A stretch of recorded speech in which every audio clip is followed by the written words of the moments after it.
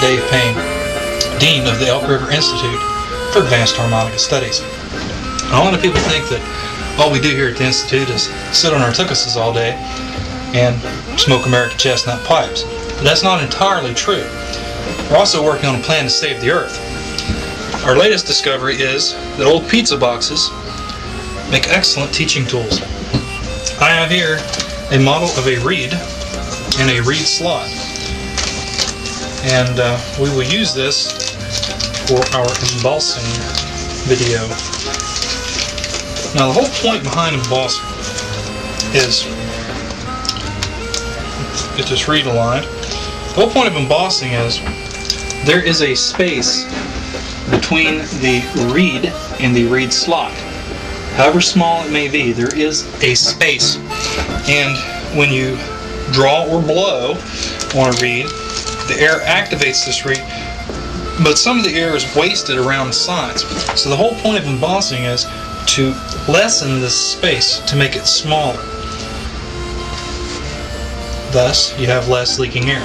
So there's a couple ways to do that I know of. The traditional way is using the penny, and this penny I have here is a replica of a 1943 steel penny, which is my preferred penny, because normal copper, whatever they make pennies out of these days, those pennies, when you start to emboss, you'll actually wear the penny down, and so you'll have these two grooves on the penny, and you got to get a new penny.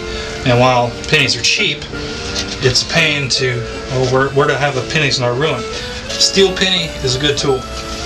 And what you do here is you start right about here on the reed, and you just put that penny down and just work it down the slot like that, pushing ever so gently. Make a few passes. As you get some experience, you can increase the pressure, but start out pretty gentle.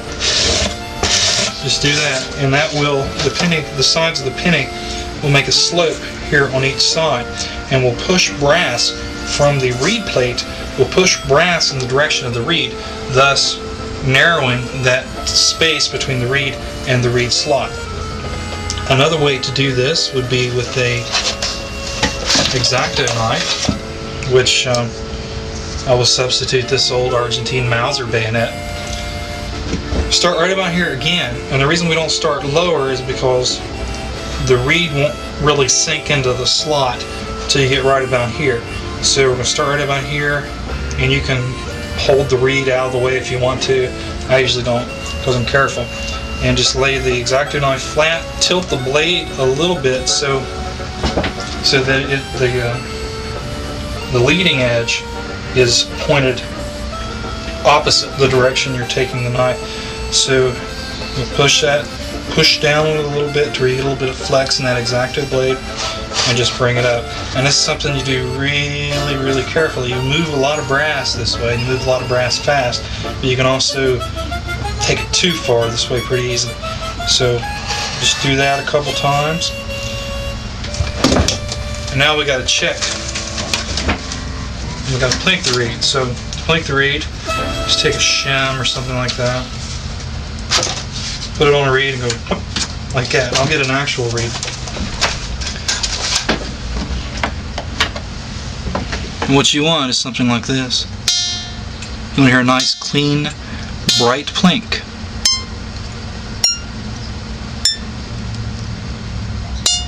Now if you hear something that sounds like thud, or plink thud, or thud plink, now you're going to have to do